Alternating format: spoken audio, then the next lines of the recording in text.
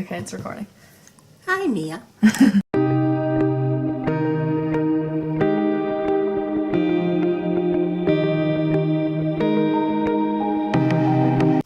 Okay, it was in Tokyo, 1970. I was in college, and I was on the way back from the college. I was on that train already. Grandpa was at the Ikebukuro station. I was on the train 2 stations before. And Grandpa was kind of the fourth or fifth car. And he didn't really see me because I was like a second car. But he thought I got to go to that car, that something it's there, or somebody's there. I have to. I don't know why, but he felt like he have to go there. So after he got on the train, he was like, excuse me, excuse me, excuse me. In 2, 3 cars, he passed. And then when he came to my car, he was like, oh, this is the person I wanted to see. And he came right next to me, and he was looking at me like this. And I felt so awkward, and what is this man doing? So I didn't want to look at him, so I was like this. And then the Shinjuku station, I supposed to get off, but I didn't want to show him I'm getting off because I have to face to him to go to the exit door. And then luckily he had to get off also, so he went off, got off the car. So okay, he's gone, the weird guy's gone.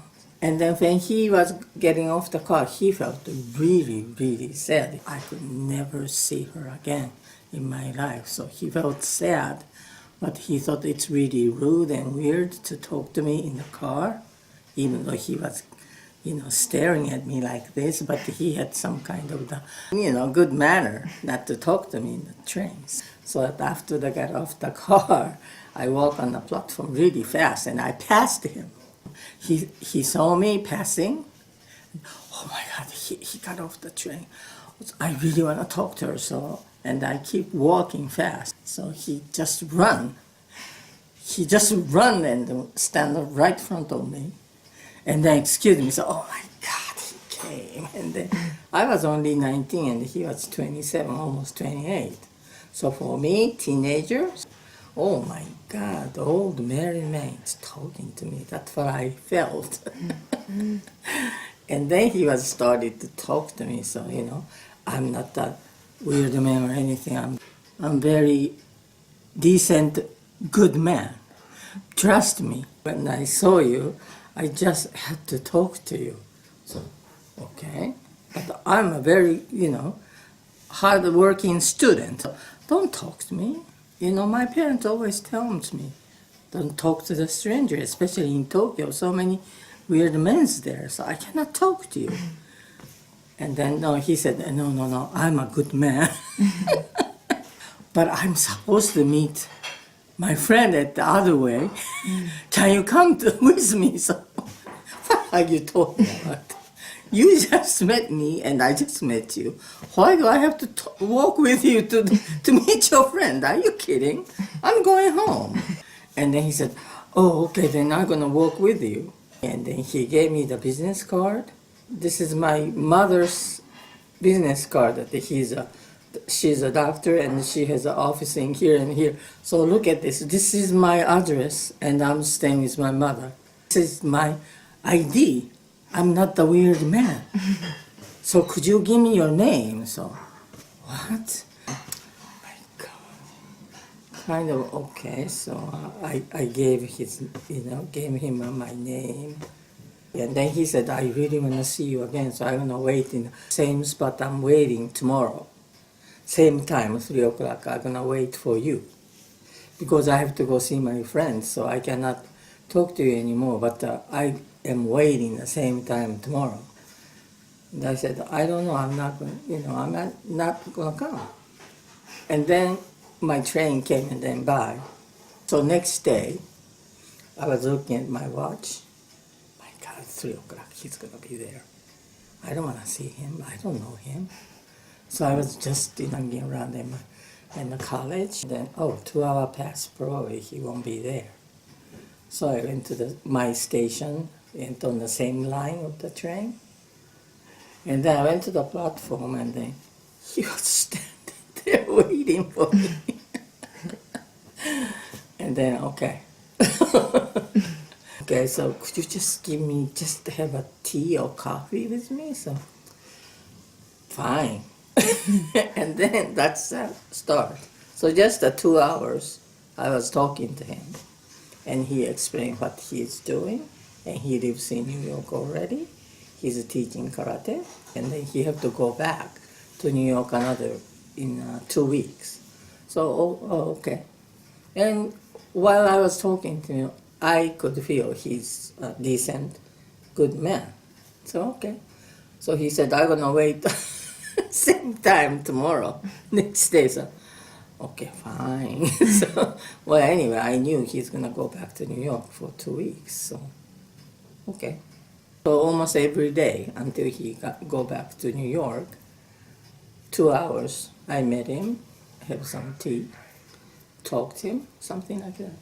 So 2 weeks passed, and then the day before Grandpa's going back to New York, he took me to his parents' home and introduced me to his mother. And then he left to New York. So we exchanging the letters. Almost every day he wrote me a letter, and I wrote a letter to him. Sometimes twice, he said. Twice a day he wrote the letter to me, or the love letters or whatever. And then he started to talk about he wanted to get married. I was still in freshman. Since the parents is so nice and then well educated and good people, so son must be the good person too. So my mother felt really got good feeling towards them and him too. We got engaged in May, so we met January and we engaged in May. Mm-hmm. September he came back, and he said, since I came back, I want to get married. Somehow my mother said that it's okay to get married. And my father was kind of angry, but if I love him, he respects my feelings, okay, we can get married. So we got married September 28th. Same year, we met each other. And then when did you move to New York? That was November. Okay. Coming this country, Yeah. I wasn't worried at all. I don't know why. I was young, and we were young, so we were not afraid of anything. Kind of optimistic, We didn't worry too much ahead of time. I thought we were going to be okay. We made it. I went to the Catholic school since middle school through high school. I started to learn English from the American nun. So the American nun taught me in American English. So when I came here, kind of I could hear and understand what the TV show and the radio and the people were saying. It was okay. But the problem was Japanese has a feminine way of talk and a male talk and a polite way of saying. It's so many different level of the language. So when I came here, I started to speak English. So I felt a little awkward to talk in the same level of the English to the male or the older people. Because in Japan, we always show the respect to the older people. And the woman talks more feminine way of talk. But English doesn't have anything like that. That's the language barrier I felt. No, really. I started to live in Brooklyn. It's a tough world there, not like Westchester. That was fine. Because that's mixed race, that area. Yeah, we were okay. I was fine. Nobody make fun of me. So you didn't finish school in Japan and you finished it in New York. Yeah. But then you got pregnant. Yes. I went to NYU. So you I promised my father I gonna continue get education. But I got pregnant. and you had to stop. Yes. How was that? It's a mixed feeling. But it's okay. I loved your mother. So it was okay. It's more important to raise a child. But at the same time that, Grandpa started to his own business. So that financially he was worried that can he support family. But I was young, I was only 20. So it was hard to raise a child. I wasn't ready, I was too young and I didn't know anything about how to raise a baby. But it was okay. Yes, she grew up nicely. He was developing a new business. He had so much responsibility, so he was so busy, he was hardly ever home. So my task was raise my children. So some woman, complains that my husband doesn't take care of my children or never spend time with them. I had no problem because I want him to do whatever he believes and he has to do. So I just took care of home and my children and raised my children the right way. That's what I did. So nothing affected me. He does whatever he has to do. I did whatever I have to do. Once in a while, it is my life, just raising my children at home. That's all I do. But in another view, I'm supporting my husband.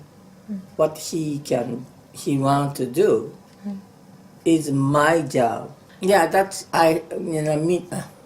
probably mid-30s. I was sometimes I got frustrated because if I go out to work somewhere and no one could take care of my children,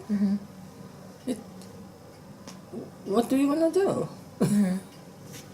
For me, it's very important to raise my children and make sure they're happy, they're healthy, they fed well. I always cooking, So I helped his job too at home, some kind of bookkeeping, something like that. So, yeah, come to think about it, yes, I was working for him too, so that's fine. Japanese house, at that time, father is up here and the woman and the children like this. Our age, I talked to the Jewish friend or the Italian friend. They're all like that. Father is above the rest of the family. Father is always the decision maker. Father is the winner. So we listen whatever he says. Well, wife should have opinion too. Right. I don't know how to explain, but socially, that the way the family looks was fine from outside.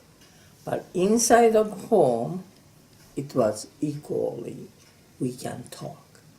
As a representative of the family, father is the head. That's the way it was. But maybe I'm the old-fashioned way. But in the same time, man has more responsibility to take care. Wife or children. Yes. Yes, of course. 50 years ago, not many women's job was offered. Now it's more equal, but still the woman gets paid lower than the man in this country. Yep. Right? Yeah. The same as Japan. Women paid less than men.